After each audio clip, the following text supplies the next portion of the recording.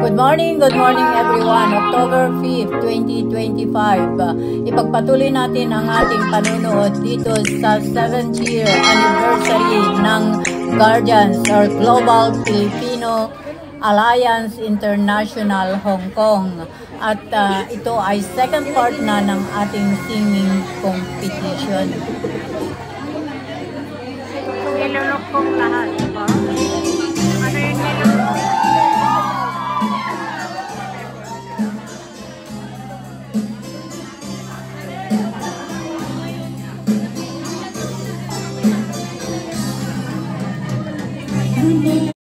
Hello everyone, nag-mute ulit si host dito sa awitin na ito, Nilunok Kong Lahat by Selena Sevilla. Alam ko naman na marami sa inyo ang nakakaalam ng lyrics ng awitin na ito. So sabayan na lang mga friends ang ating singer sa kanyang pagkanta sa awitin na ito, Nilunok Kong Lahat by Selena Sevilla. Napakaganda sana, kaya lang ay kinailangan kong i-mute kasi na-copyright na naman tayo mga friends. Nasa singing contest pa rin tayo or singing competition itong mga magagaling na ating mga singers. So sabayan na lang ninyo mga whitey friends ang kanyang kinakanta. Maraming nakakaalam sa awitin na ito, Pinoy pa. At syempre, tuloy-tuloy lang ang ating singer with feelings talaga. Tignan nyo naman mga friendly, hinahawakan pa niya ang kanyang dibdib kasi nga naman nilunok daw niya lahat ang mga sinabi niya. Mahiwaga para sa akin. Ano nga ba yun? Nilunok kong lahat. Ano nga ba ang nilunok niya? Kumbaga kayo mga friends, ano naman ang inyong masasabi? Kaya ang kanta na ito ay parang story ng, kunyari, isang magandang babae at mayaman, tapos may umibig sa kanya na isa lang na pobre or poor. Tapos may mga sinabi siya doon sa lalaki na yon na kung ano-ano. Kasi yung lalaki, maski mahirap lang siguro, gwapo. Tapos yung mga sinabi niya na hindi magagandang words, later on, umibig pala itong babae sa lalaking pobre at gwapo na ito. Parang ganun siguro, di ba? Yung nilunok niya ang kanyang mga sinabi. At napaibig din doon sa pobre, di ba? Parang ganun. Mga friends, kayo naman, ano sa palagay ninyo ang ibig sabihin ng bawat lyrics ng awitin nito ay napakalalim, di ba? Sa akin lang naman opinion ay yung sinabi ko. So, bahala na rin kayo kung ano man. Marami kasing mga reason na maybe sinabi niya na nilunok niya lahat.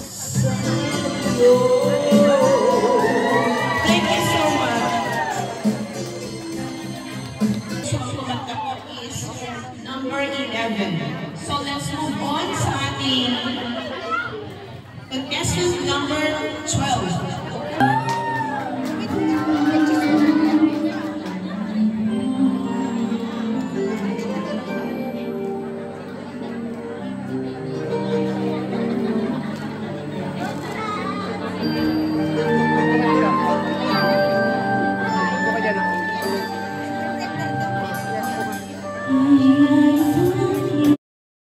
Oh, sad mga friends. Another copyright. So, nakamute muli si host dito sa awitin.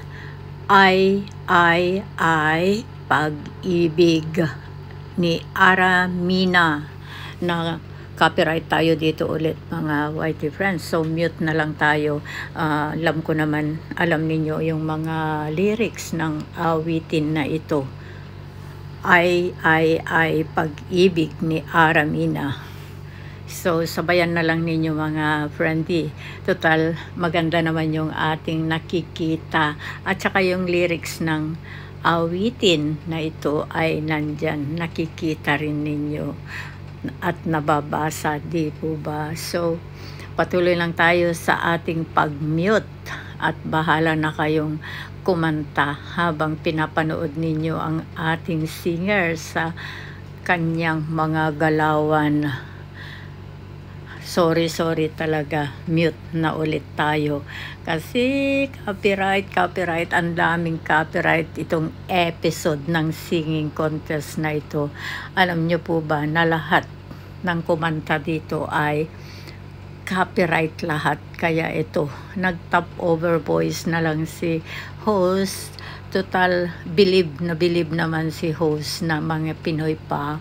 Alam na alam syempre ang lyrics ng awitin na ito. So, patuloy lang tayo sa panonood galawan mga friendly sa ating magandang singer sa araw na ito.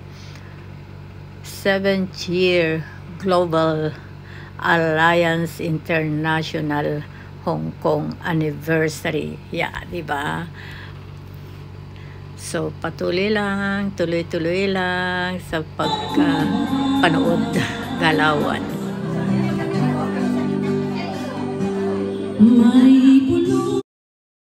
At ngayon, another contestant mga friends. At naku po, another copyright na naman ito.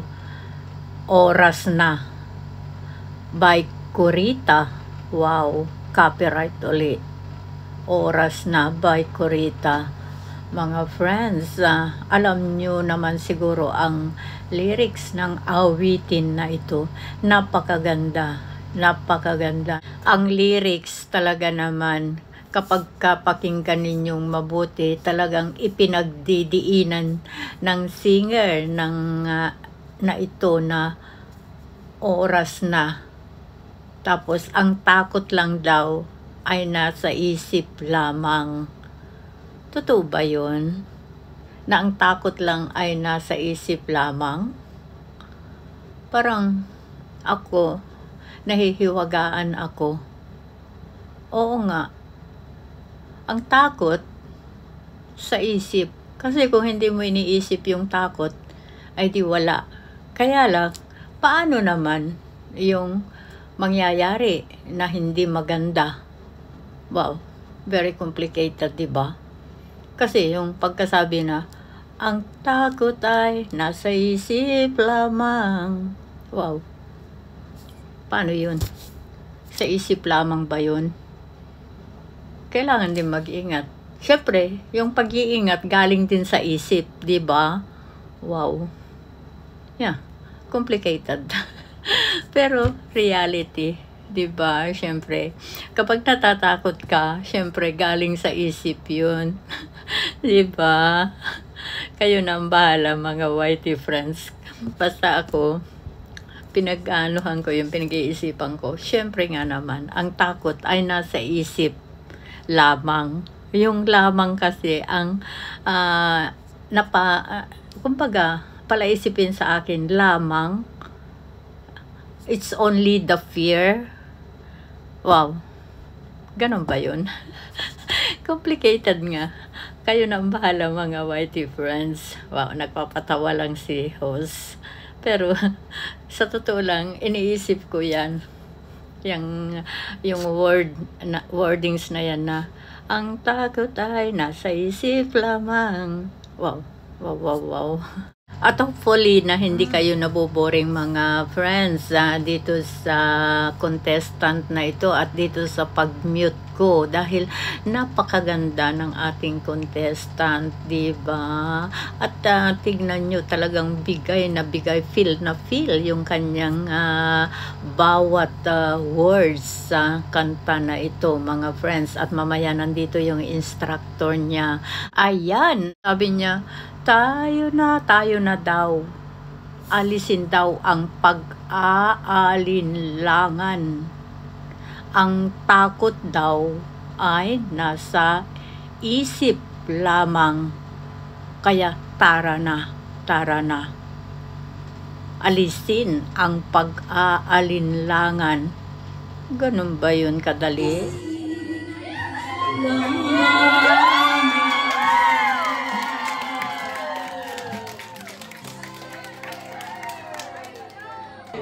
Guri kayo, video na. Isang babalikan, isang iiwanan. Okay, let's welcome Leslie Grace on our show.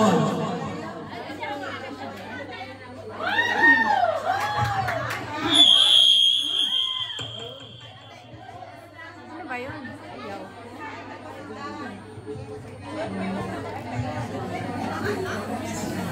Nagulat ako doon.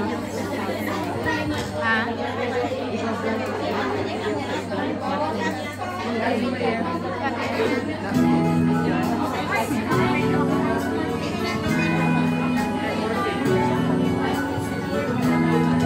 Katamaan ninyo. Ha? Katamaan ninyo.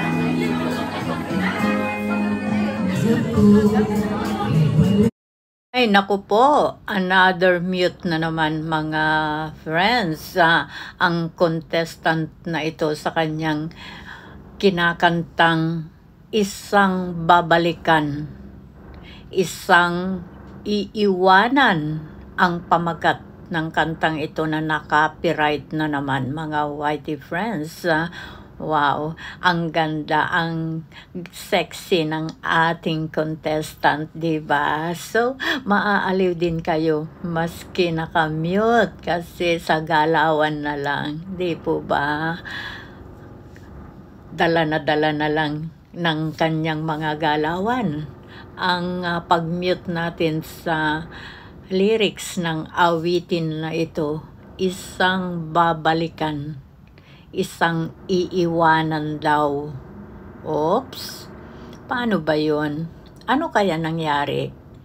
Baka dati niyang boyfriend. Sa akin lang pananaw. Baka ang dati niyang boyfriend, tapos kumbaga ay nagkahiwalay sila ng landas. Pagkatapos muling nagkita, so, babalikan niya ang kanyang boyfriend kasi doon siya liligaya. Parang ganun. Kasi sabi niya, isang babalikan, isang iiwanan. Dahil gusto nga daw niyang lumigaya. Oh? Very complicated naman yung lyrics ng awitin na ito. Diba? Oh? Sabi niya, isang babalikan, isang iiwanan, isang luluha daw sa kanyang pag-ibig. Wow! So, yung mga boys ang luluha, hindi siya ang luluha. Isang boy ang luluha dahil sa kanyang pag-ibig. Dahil gusto rin niyang lumikaya. Wow, ganun ba yun? If I'm wrong, I'm sorry. Pero parang yun ang pagkaintindi ni host. So, bahala na lang kayo mga friends kung ano ang nangyari sa awitin na ito. Kasi maliwanag na narinig ko talaga na isang babalikan, tapos isang iiwanan, at isang luluha sa kanyang pag-ibig. Dahil gusto rin niyang lumigaya.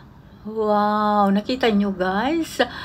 Feel na feel yung pag-awit ng ating contestant sa kantang ito, Isang Babalikan, Isang Iiwanan ni Christy Mendoza. Sad lang na tayo ay na-copyright. Yep, tapos na.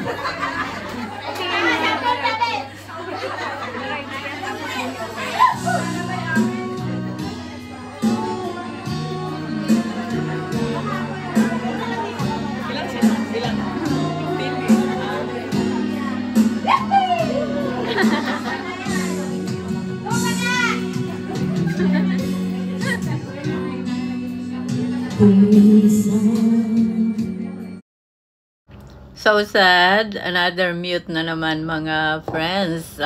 Ang awitin ng ating contestant. Bituing Walang Ningning by Sharon Cuneta. Wow. Bituin daw na walang ningning. Pakinggan natin. Kayo na lang ang kumanta mga friends at panuorin na lang yung action ng ating magandang singer. Ayan, nakikita nyo naman ang lyrics o wordings ng awitin na yan. Bituing Walang Ningning by Sharon Cuneta. Nandun lang, kitang-kita mga friendies. So, kayo na lang ang kumanta habang pinapanood natin ang ating magandang singer na ito. So, sulit na, diba? Pinoy pa. Alam na alam ninyo yan, mga friends. Believe ako sa mga kababayan kong Pinoy dyan na marunong kumanta. Ako, hindi ako marunong, honestly. Pero mahilig ako sa kanta. Mahilig ako mga friends. Pero yung hindi baga ako marunong talaga. Gustuhin ko man ay hindi talaga ako marunong. Kaya pwede akong ilaban sa sintonado. Sintonado, meron pang ganon, singing contest na sintonado. Siguro panalo na si host pag doon ako inilaban. Joke lang, nagpapatawa lang ako mga friends.